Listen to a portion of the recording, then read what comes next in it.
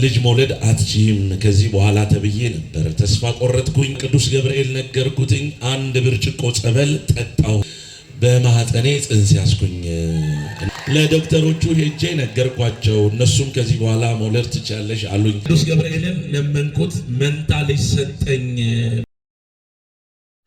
በስመ አብ ወወልድ ወመንፈስ ቅዱስ አሐዱ አምላክ። ክቡር አባታችን ርዕሰ ርዕሳን ቆሞስ አባ ተክለ ማርያም የገዳማችን አስተዳዳሪ፣ ክቡር መምህራችን ሊቀ ሊቃውንት ስምዐ ኮነ መላክ፣ ክቡር ሊቀ ስዩማን ዘመነ ካሴ የገዳማችን ዋና ጸሐፊ፣ ክቡራን መምህራን ወንጌል፣ አባቶች፣ አበው መነኮሳት፣ ሊቃውንተ ቤተክርስቲያን፣ ምእመናት በልዑል እግዚአብሔር ስም እንደምን አረፈዳችሁ? አሜን። አምላካችን እግዚአብሔር በቤቱ የሰበሰበን ስሙ ይመስገን። በህዳር 19 ቀን 3ኛ ወር 2018 ዓመተ ምህረት ወደዚህ ወደኛ ስዕለታቸው ደርሶ እንዲነገርላቸው ወደኛ ያመጡት ስም ዝርዝር ስሜ ወለተ መስቀል ይባላል። ቅዱስ ገብርኤል እኔንም ቤተሰቤንም በጤናና በበረከት ስለጎበኘኝ ለክብሩ መገለጫ 10,000 ብር ገቢ አድርጌያለሁ ብለዋል። አመስግኑላቸው።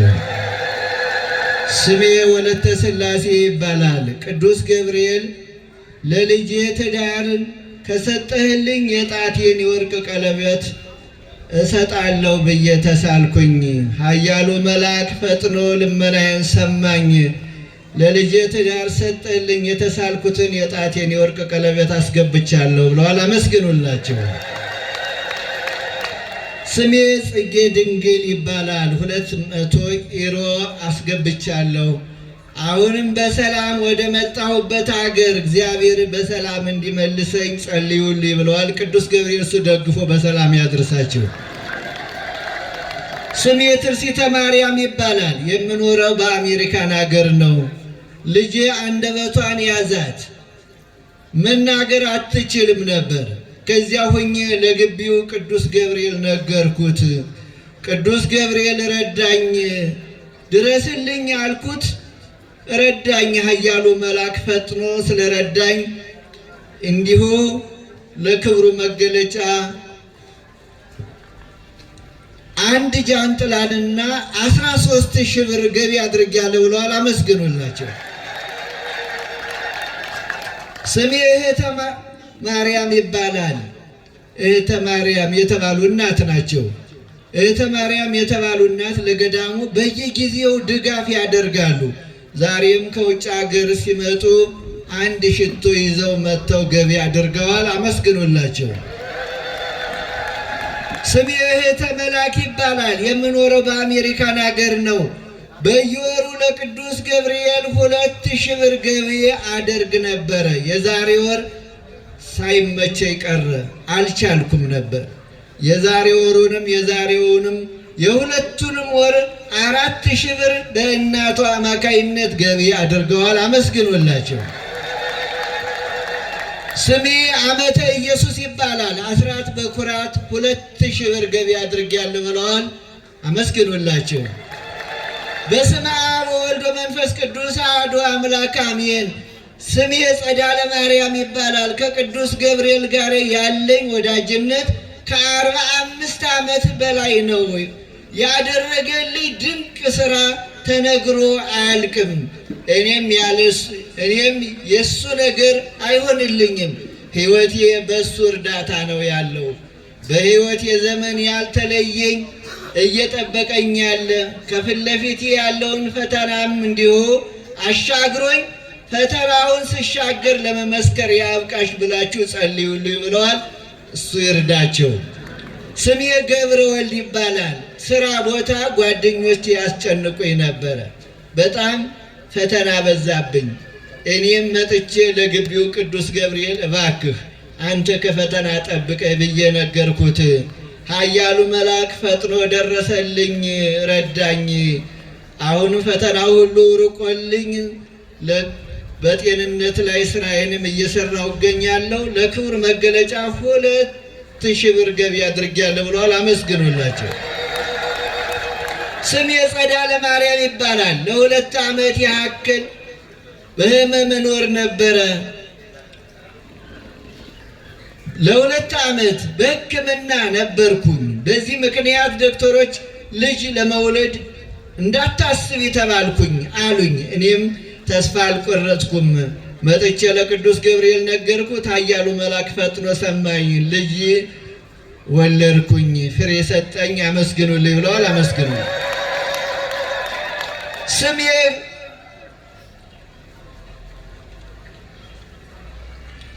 ስሜ ገብረ ሥላሴ ይባላል። የምኖረው በውጭ ሀገር ነው።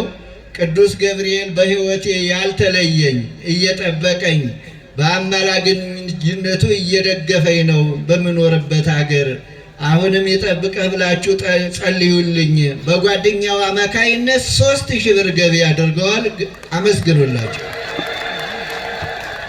ስሜ ዓመተ ሚካኤል ይባላል። የዛሬ ዓመት በጣም ታምሜ ነበር። ሐኪሞች ሳምባሽ ውሃ ቋጥሯል፣ ደምሽ ረግቷል፣ በአስቸኳይ ጥቁር አንበሳ ሆስፒታል ተኝታ መታከም አለባት ተብላ ተላከች። በዚያን ዕለት የቋጠረው ውሃ ይቀዳ ወይስ አይቀዳ እያሉ ዶክተሮቹ ሲወያዩ ቤተሰቡ ወደ ግቢው ቅዱስ ገብርኤል አመለከቱ፣ ተሳሉ። ቅዱስ ገብርኤል ልመናቸውን ሰምቶ ወዲያውኑ መድኃኒት አቁሚ ተባለች። ከደዌያ ተፈወሰች። አሁን በሙሉ ጤንነት ላይ ትገኛለች።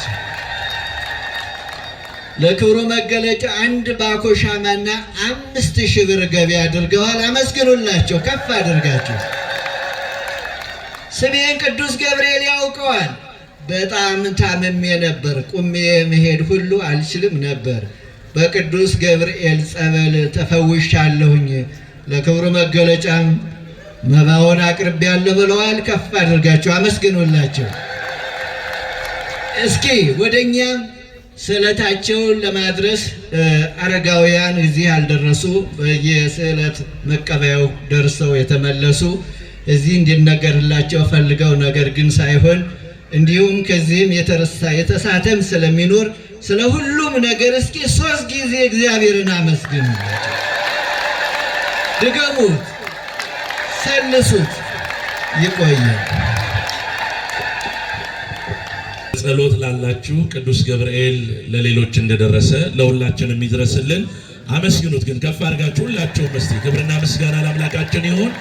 የርዕሰ አድባራት እንጦጦ ደብረ ኃይል ቅዱስ ራጉኤል ወኤልያስ ቤተክርስቲያን እንደሚታወቀው ታኅሳስ 1 ቀን ያው ክብረ በዓሉ ነውና ታኅሳስ 1 ሁላችሁም በዚህ ታላቅ ቦታ ላይ ሄዳችሁ በረከት እንድታገኙ ነው። እንጦጦ ደብረ ኃይል ቅዱስ ራጉኤል ወኤልያስ ቤተክርስቲያን ነው። እንዳትቀሩ ንግስ አለ እያሉ አባቶች መልእክት እያስተላለፉ ነው። ከዛ መጥተው ሁላችሁም በመሄድ ታኅሳስ 1 ቀን ክብረ በዓሉን እንድታከብሩ አደራ ጭምር እያሉ ነው። ያው መነሻ ቦታዎች ተገልጠዋል፣ ታውቁታላችሁ ብለን ተስፋ እናደርጋለን። ከሽሮ ሜዳ ከአዲሱ ገበያ እንዲሁም ደግሞ የአንበሳ አውቶቡሶች ቁጥር አለ። በእነሱ ተሳፍራችሁ ነው የሚሉን 122 ቁጥር እንዲሁም 116 17 ቁጥር ወደ ቦታው ያደርሱናል።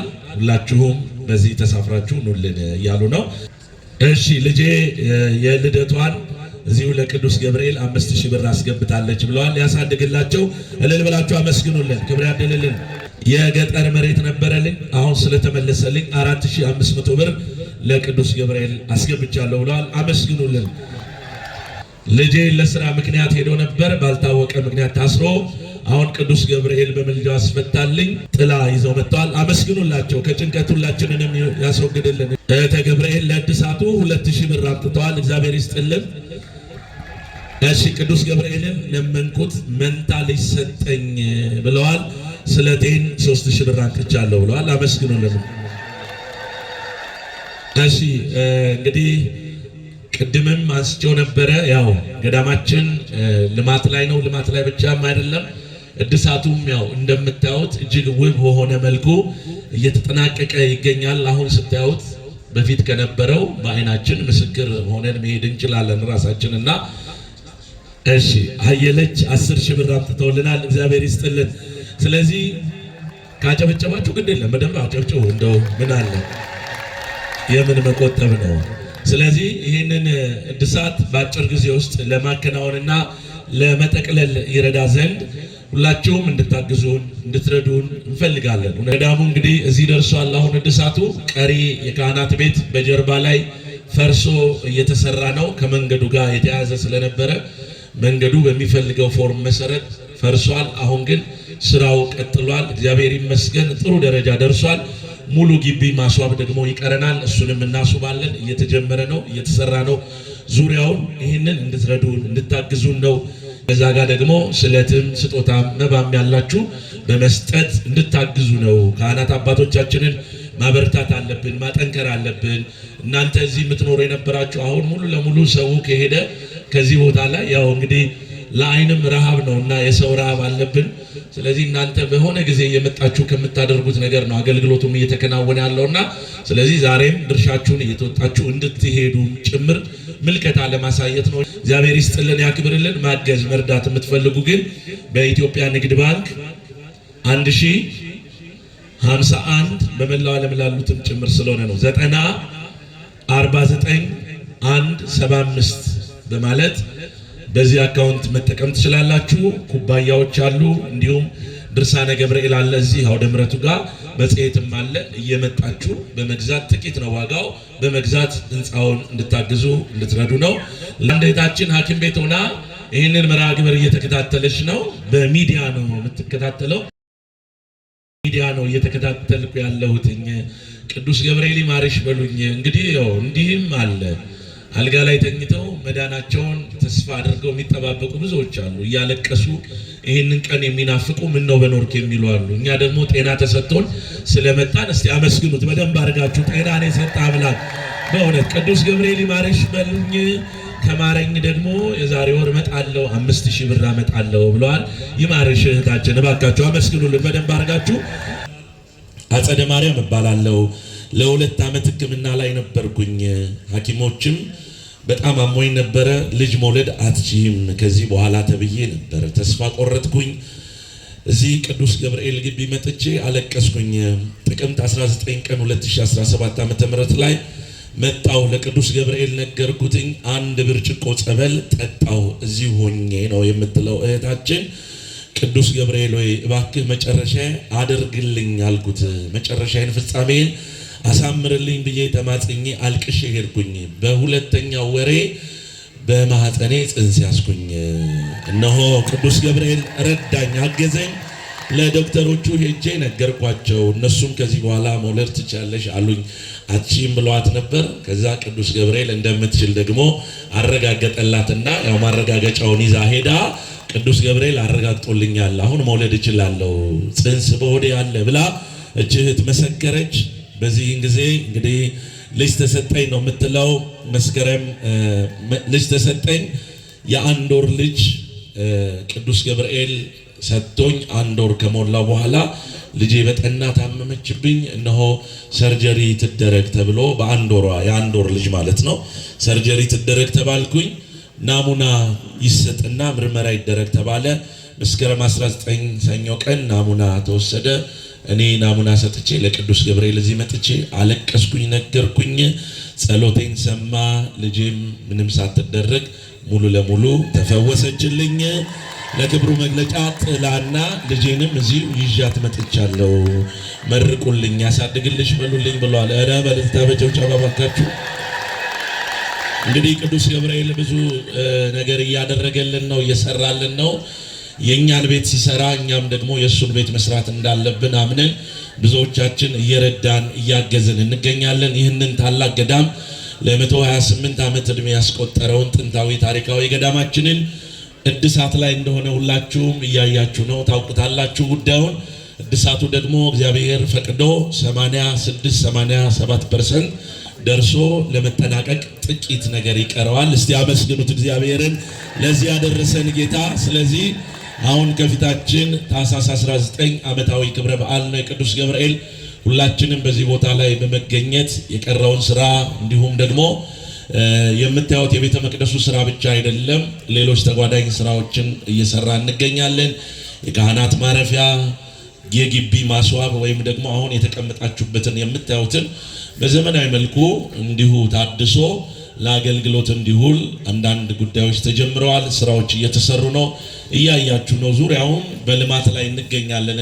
ልማቱን እንድታፋጥኑልን አሁን የደረሰውን ስራ እያያችሁ ዙሪያውን በደንብ ተመልክታችሁ ስራውን በማድነቅና በማበረታታት የበኩላችሁን አስተዋጽኦ እንድታደርጉ በቅዱስ ገብርኤል ስም ጥሪያችንን እናስተላልፋለን።